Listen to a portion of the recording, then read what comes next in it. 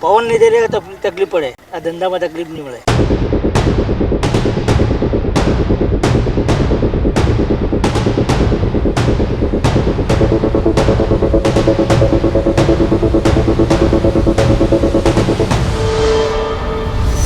વેરાવટી બોમ્બે, બોમ્બે રત્નાગીરી.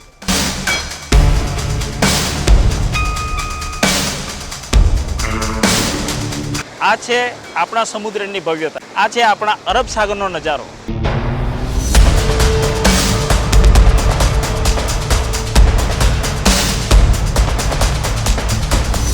આ ભરતી છે ને ચંદ્રની કલા પર આધાર રાખે.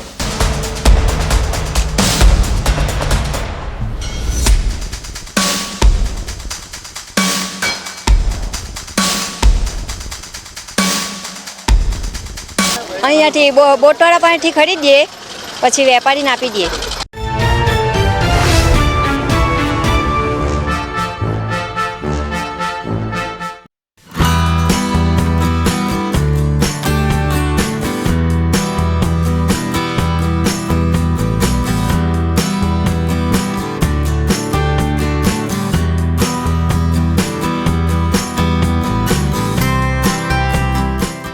નમસ્કાર, હું છું પંકજ કોકણી. અમારી યુટ્યુબ ચેનલ અંબિકા વિઝન ઉપર આપ સૌનું હાર્દિક સ્વાગત છે.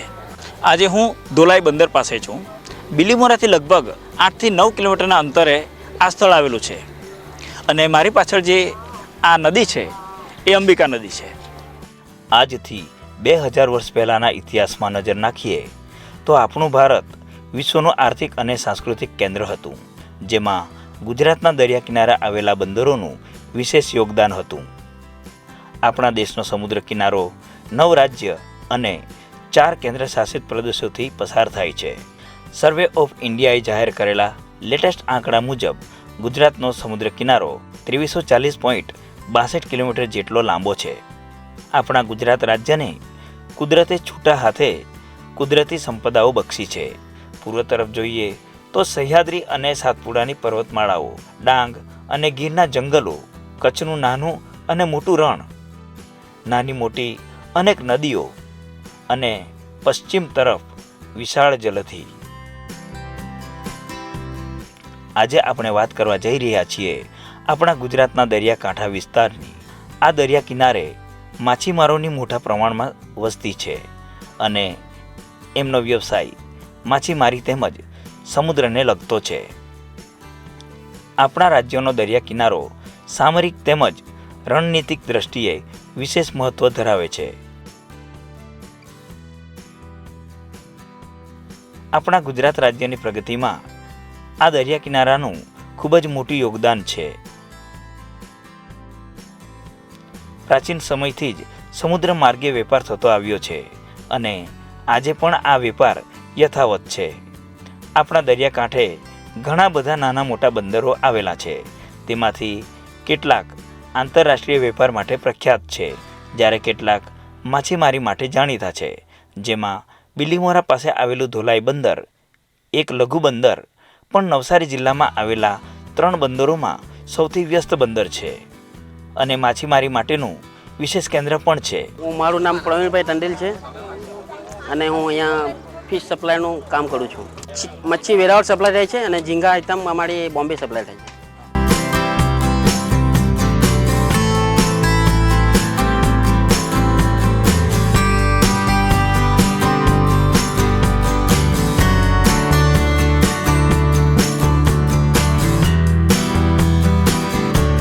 આ ચોમાસામાં હિલસાનું વધારે થાય, અત્યારે વધારે થાય ને ખાલી પેલા કાટ આવે તે ને લઈને જાય, વેપારી આવી જાય, ભોળચવાળા અંકલેશવાળા એ આવી જાય લાવવા.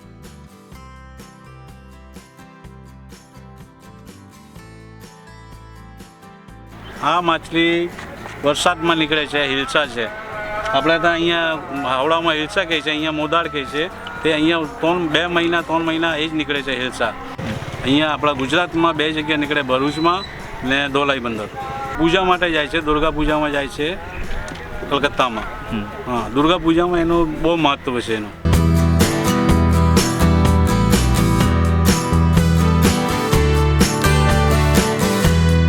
એના પછી મોટા ટ્રોલર ચાલુ થશે, તેમાં આવશે બગા આવશે, રિબન ફિશ આવશે ને પછી ડોમા આવશે, પ્રાઉન્સ આવશે, બધા ઝીંગા. ગોલ આવે એના લીવર આવે ને તે બહુ મોંઘો બહુ વેચાય. મોંઘો આવે. એ બલૂન ટાઈપ આવે ને તે પોટા કહેવાય આપણે ગુજરાતી લેંગ્વેજમાં. ફિશ માઉસ તે બહુ જ મોંઘું કહેવાય. ઇંગ્લિશ નામ છે fish mouse, gold fish mouse. એ બહુ મોંઘી આઈટમ છે. એ તો કિંમત તો 5 લાખ 10 લાખ રૂપિયા. 2000 સ્ટાર્ટ 2000 પર કેજી. ગોલ્ડ ફિશ 20 કિલોની હોય તો 40,000 50,000 થઈ જાય એક માછલીનો. આમે 20 કિલો બી આવે, 15 કિલો ને સુધી 20 કિલો 25 કિલો મોટા મોટી 30 કિલો 40 કિલો સુધી આવે. તો આ ધ્રોલ માછલી તો આપણી ગુજરાતની રાજકીય માછલી રાજકી માછલી છે. એ ઘોષિત થઈ ગઈ છે ઇન્ટરનેશનલ લેવલ પર. એ બહુ એનો બહુ ડિમાન્ડ છે. આ મેડિસિન में भी આવે. એ ચાઇનીઝ સૂપ છે મેન. કોસ્મેટિક પાવડર भी બનાવે છે. આપણે ખૂબસૂરતી થઈ જાય ને એ भी બનાવે ને. और सूप में भी આવે. सूप ખાય એ લોકો. ચાઇના વાળા सूप પીએ. માછીમારો માટે રક્ષાબંધનનો દિવસ ખૂબ જ મહત્ત્વનો છે. આ દિવસને નારિયેળી પૂનમ તરીકે પણ ઓળખવામાં આવે છે. નારિયેળી પૂનમના દિવસથી માછીમારીની શરૂઆત થાય છે. મોટાભાગે આ દિવસથી જ દરેક નૌકા સમુદ્રમાં જાય છે. કહેવાય છે કે આ દિવસથી દરિયો શાંત થાય છે. આપણા ઘરના જે વડીલ એટલે કે જે આપણી મમ્મી હોય કાં તો વાઈફ હોય એ લોકો ઘરેથી આવે સામાન બધા લઈ આવે બરાબર. ને જે આપણે હાથમાં રાખડી બાંધીએ કે આપણી બહેન આપણને બાંધે એવી રીતે બહેન બી આવે, મમ્મી લોકો બી આવે, આપણી વાઈફ બી આવે. જે આગળ છે આ જે નાળ કહેવાય એની પૂજા કરે. પછી આ જે માસ મૂકેલો ને આના માસ કહેવાય. જે આગળનો છે સ્તંભ છે એને માસ કહેવાય. આ પાછળ બે છે આને પૂજા કરે. આગળ છે ને આ નામ એની પૂજા થાય. પછી આ કેબિન આની પૂજા થાય. આમાં સેવાસન આની બી પૂજા થાય. ના આને સ્ટેરિંગ કહેવાય. સ્ટેરિંગમાં આપણે જેવી રીતે રાખડી બાંધીએ તેવી જ આપણી બહેન આપણી રાખડીમાં બાંધે. જે આગળ જે આ નાની આગળ જે આપણે સળી આવે છે ને એમાં બી રાખડી બાંધે બેન આવીને. એવી રીતે પૂજન થાય એમનું. જ્યારે ઓગસ્ટ મહિનામાં નવી સિઝનની શરૂઆત થાય ત્યારે તેઓ ખૂબ જ ઉત્સાહિત હોય છે. દરિયામાં જતા પહેલાં તેઓ પોતાની નૌકાઓને રંગરોગાન કરી જરૂરી સમારકામ હોય તે કરાવીને તૈયાર કરતા હોય છે.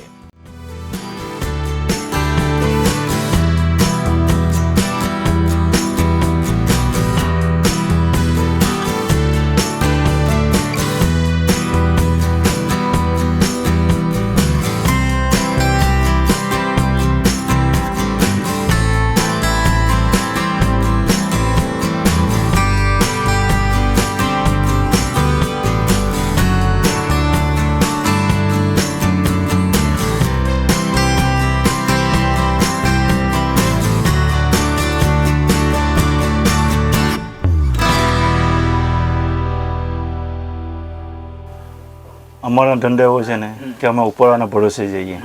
અમે મટીરિયલ તો લઈ જાય પૂરું. કેમ કે મટીરિયલ ઓછું લઈ જાય ને એટલે દિવસ ઓછા થાય. તેના કરતાં મટીરિયલ અમે પૂરું લઈ જાય. પણ જે મટીરિયલ લઈ જાય ને એ ખર્ચો એટલો થાય ને અમારે પછી અમે ઉપરવાના ભરોસે જવા પડે. હવે એ નુકસાન થાય કાં તો વધઘટ થાય એ ગણતરી નથી એમ. પણ આપણે ઘરનું સંચાલન કરવું એના માટે ને અમારી સાથે અમારા ખલાસી લોકો 10 થી 11 જણા રહે. આ જે ખલાસીઓ છે એ લોકોની કામગીરી હોય એમાં એ લોકો જેવી રીતે આપણે જાળ નાખીએ ને એ જાળ ખેંચવાનું. જાળ ખેંચી ને જે માછલી આવે ને એને શોર્ટિંગ કરીને અલગ અલગ રીતે નાખવાની અંદર. અહીં નાના મોટા ઘણા બધા માછીમારો પોતાની આજીવિકા રળતા હોય છે. આપણા ગુજરાતના તો ખરા જ પણ અન્ય રાજ્યોના શ્રમિકો પણ અહીં રોજગારી મેળવે છે. અહીંથી ગુજરાતના સૌરાષ્ટ્ર કે પછી મહારાષ્ટ્રના દરિયામાં માછીમારી કરવા માટે નૌકાઓ જાય છે. આ નાની મોટી નૌકાઓમાં ઘણી બધી અલગ અલગ પ્રકારની માછલીઓ લાવવામાં આવે છે. આ બધી માછલીઓ અલગ અલગ ઋતુ પ્રમાણે મળતી હોય છે. આપણા દેશના અર્થતંત્રમાં આ બધા નાના મોટા માછીમારોનો મહત્ત્વનો ફાળો છે. જેના કારણે ભારતના જીડીપીમાં આ મત્સ્ય ઉદ્યોગ 1.07% જેટલું યોગદાન આપે છે.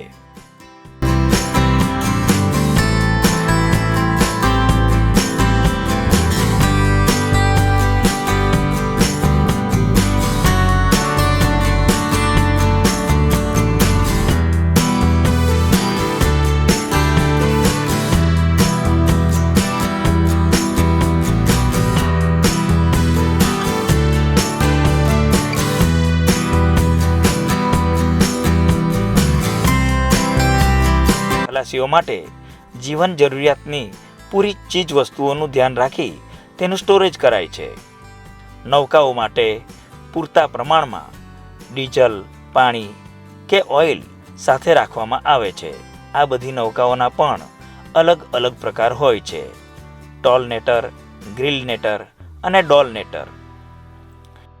જેમાં ટોલનેટર સૌથી મોટી હોય છે, જેને ટોલર પણ કહેવાય છે. આ નૌકાઓ મોટાભાગે 10 થી 15 દિવસ માટે દરિયામાં જાય છે અને એક સાથે 2500 થી 3000 લીટર ડીઝલ અને 15 ટન જેટલો બરફ અને સાથે 2000 થી 3000 લીટર મીઠું પાણી લઈને માછીમારી માટે નીકળતી હોય છે, જેમાં 2 સુકાની અને 10 થી 12 ખલાસીઓ હોય છે.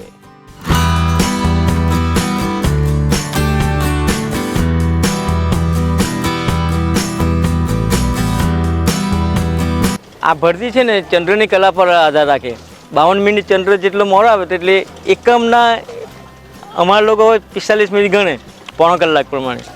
એટલે પોણો કલાક 1 પોણે પોણ 2 પરમ દોઢ બરાબર. એટલે એ રીતે તેથી પ્રમાણે અમારે પોણો કલાક થોડુંક સેટિંગ થઈ જાય, કેમ કે 45 ને 50 હવે 7 મિનિટનો જરાક ફરક પડે.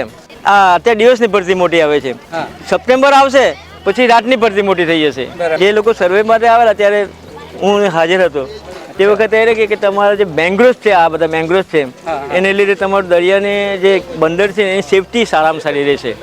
અને આ જે ત્યાં દરિયો છે ને એને આપણે બારું કહેવાય, નાકું કહેવાય, અંદર અવાય અને બહાર જવાય. અને એ આપણું સેફ બંદર છે. વાવાઝોડુંથી બી સેફ બંદર છે.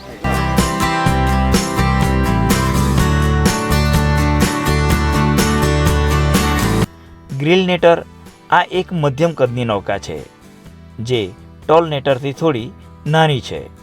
આ નૌકા 24 થી 48 કલાક માટે દરિયામાં જાય છે, જેમાં 6 થી 7 જેટલા ખલાસીઓ હોય છે. ડોલનેટર આ નૌકા આકારે ગ્રીલનેટરથી નાની છે. એમાં પણ 5 થી 6 ખલાસીઓ હોય છે અને આ માત્ર 24 કલાક માટે દરિયો ખેડે છે. આ નૌકાઓ સ્થાનિક માછીમારો અને જે દરરોજ માછલીનો વેપાર કરે છે તેવા લોકો માટે એક સારો વિકલ્પ છે.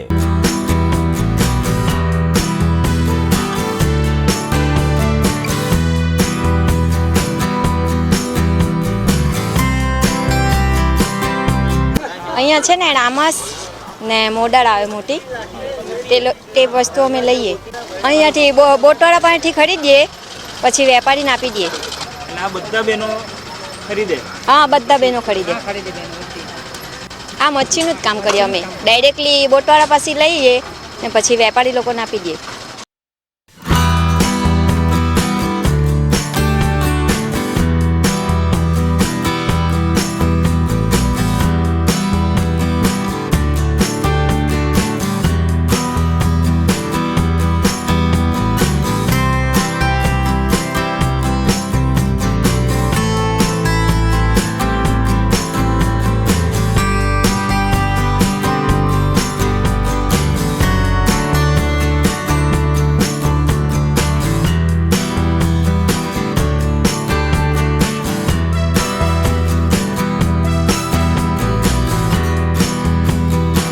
દરિયામાં ફરતી આ બધી નૌકાઓનું પંજીકરણ પણ મહત્ત્વનું છે, જેનાથી આ બધી નૌકાઓની ઓળખ થાય છે. આ નૌકાઓને રજિસ્ટ્રેશન નંબરની સાથે સાથે એક કલર કોડ આપેલો હોય છે, જેનાથી તે કયા રાજ્યની નૌકા છે તે જાણી શકાય.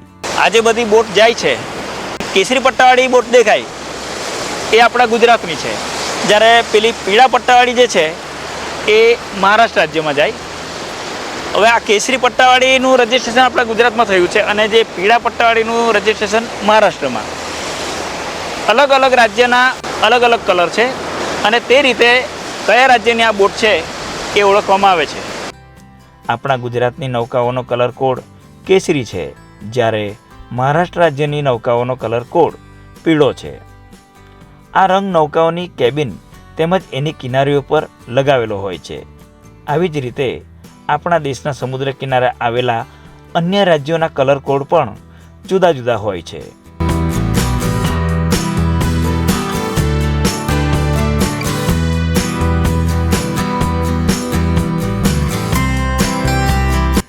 જ્યારે આ નૌકાઓ દરિયામાં જવાની હોય છે તે પહેલાં એની વિધિવત પૂજા કરવામાં આવે છે. ઘરની દીકરી, પત્ની કે માતાના હાથે લંગરનું દોરડું છોડવામાં આવે છે.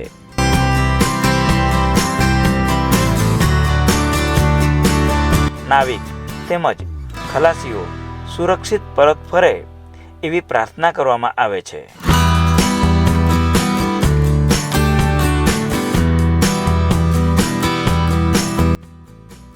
મહારાષ્ટ્રમાં જતી નૌકાઓ લગભગ 9 મહિના બાદ પરત ફરતી હોય છે અને સૌરાષ્ટ્ર તરફ જતી નૌકાઓ 15 દિવસના અંતરે પાછી ફરે છે.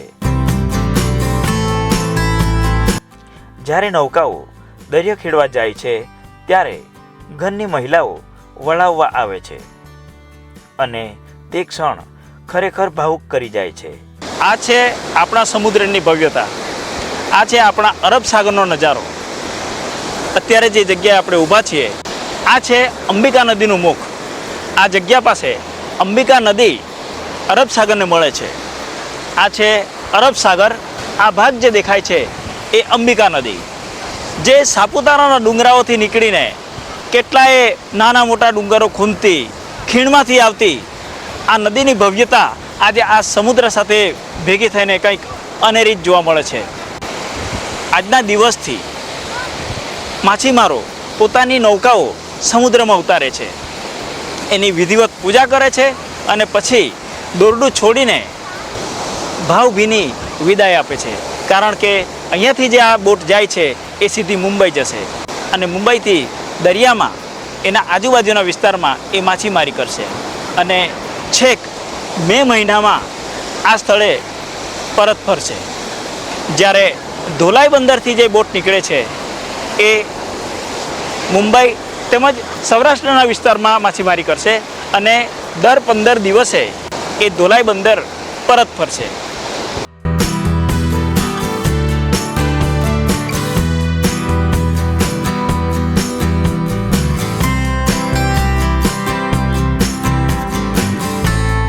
ધોલાઈ બંદર અંબિકા નદીના મુખ પાસે આવેલું એક મહત્વનું બંદર છે. એટલે અહીંથી સમગ્ર દેશમાં માછલીઓની નિકાસ થાય છે.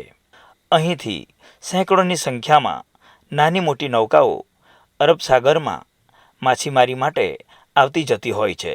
નાની નૌકાઓ એક દિવસમાં પરત ફરતી હોય છે, જ્યારે મોટી નૌકાઓ 15 દિવસના અંતરાલ બાદ પાછી ફરે છે. કોઈક વખત ખરાબ વાતાવરણના કારણે આ નૌકાઓને એના નિર્ધારિત કરેલા દિવસો પહેલાં પણ પાછું ફરવું પડે છે. એ સમયે માછીમારોએ આર્થિક નુકસાન પણ વેઠવું પડતું હોય છે. આજે અમારી સામે જે ઘટના બની છે, વેરાવળની બોટ છે, એ એનું લંગર નાખ્યું હતું પણ એનું એન્જિન લંગર એનું તૂટી ગયું એટલે એન્જિન એનું ફેલ હતું એટલે સીધી એ કિનારા પર ભટકાઈ અને એ બોટ આખી જ એને નાશ થઈ ગઈ. એમાં આખી બોટનું નુકસાન ઘણું થઈ ગયું. કેમ કે કારણ કે તે સાઈડની જે જગ્યા છે, ખડેની જગ્યા છે, એમાં બોટ એક દિવસ લાગી જાય એટલે પછી પાછી આવે જ નહીં, આખા પૂરી થઈ જાય આ બોટમાં. એટલે તે બાજુ કોડીનારનું બંદર છે એમાં પણ અમને ઘણી સાવચેતી રાખવું પડે. કારણ કે પરિસ્થિતિ એવી હતી કે આ વર્ષે અમે ગયા તો પરિસ્થિતિ બંદરમાં પણ એટલી ખરાબ હતી કે બોટ લંગાડવી પણ મુશ્કેલ હતી. કારણ કે પવન હતા એના જે મોજા હતા ને એ ઘણા ઊંચા હતા, જેના લીધે બોટમાં જે લંગર નાખે છે એ પણ વ્યવસ્થિત ઊભું રહેતું નથી. અને બીજી 2 બોટો પણ જે દરિયામાં ગઈ હતી વેરાવળ બંદરની એ પણ ત્યાં ડૂબી ગઈ. એના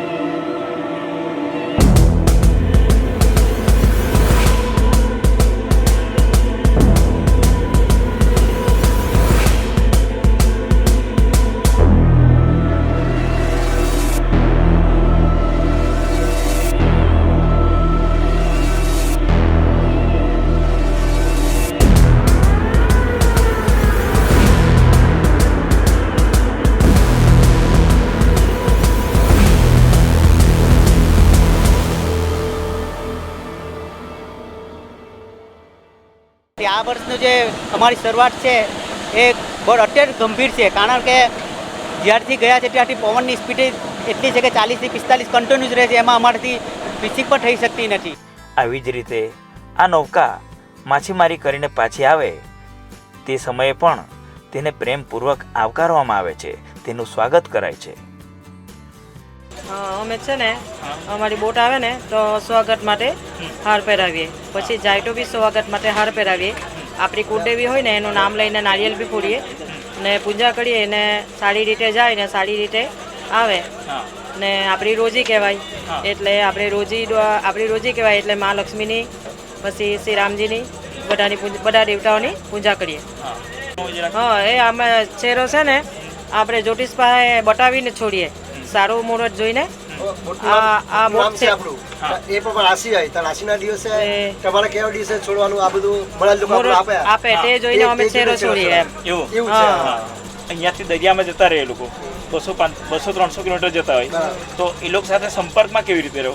એ લોકોનો સંપર્ક નહીં થાય, પણ જ્યારે કોઈ નજીક કિનારા પર નજીકમાં એ લોકો પવન હોય પછી કે કિનારા પર નજીકમાં એ લોકો જાળ ખેંચતા હોય ને ત્યારે એ લોકોનો સંપર્ક થાય ત્યારે વાત કરીએ એમ. ત્યારે વાત થાય, નહીં તો પછી એમ 15 દિવસ સુધી વાત નથી થતી. બીજા દ્વારા કોન્ટેક્ટ થાય બીજી બોટ કોન્ટેક્ટ આવવાના તે બોટ કોન્ટેક્ટ કરે કે અમે એટલા દિવસ એ આવવાના છે એવી રીતે વાત થાય. એ રીતે સંદેશો મોકલાવાય. દરિયામાં ફોન ને એવું તો નહીં ચાલે. 10-15 કિલોમીટર ચાલે પછી બંધ થઈ જાય. નજીક હોય ને તો ચાલે, પછી બંધ થઈ જાય. તો નજીક હોય તો ચાલે તો એ લોકો ફોન કરે અમને. આવી રીતે. અને ઇમરજન્સીમાં કોઈ સંદેશો આપવો હોય તો કેવી રીતે? ત્યારે વાયરલેસ દ્વારા આપે.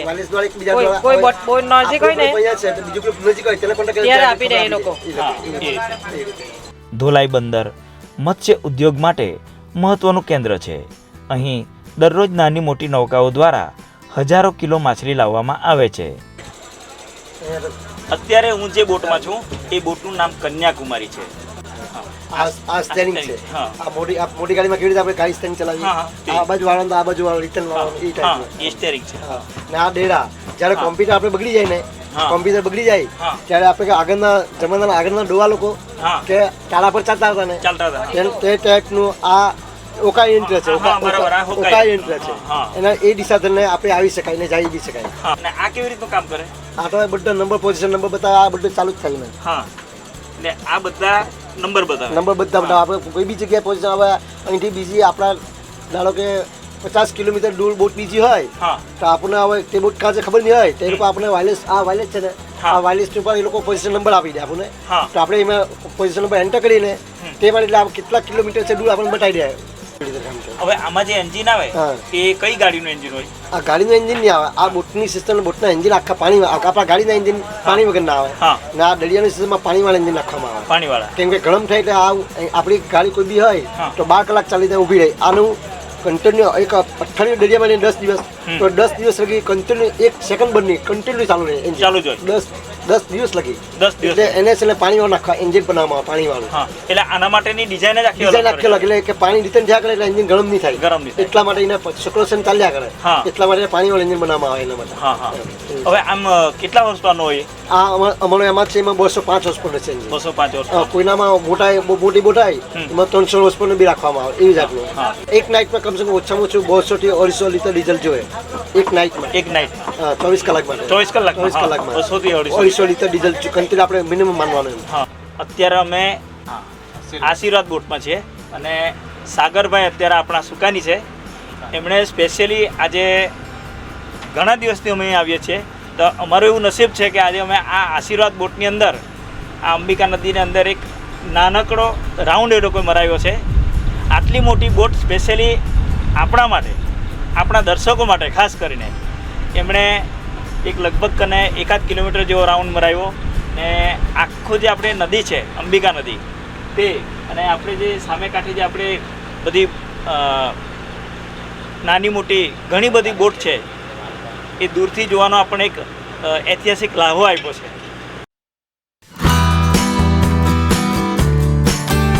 અમે લોકો અહીંથી નીકળે ને અમે આમાં ધંધો કરવા જાય ને કોઈ બી માણસ ત્યારે આ મંદિર છે ને ગોપરેજ માતાનું મંદિર છે ઢોલાઈ એને ખાસ માને. એટલે જ્યારે છે ને આમ આ જે આનું મુંડી છે ને આ મુંડીના સામે કરે એકદમ પછી શ્રીફળ ફોડીને જ જાય.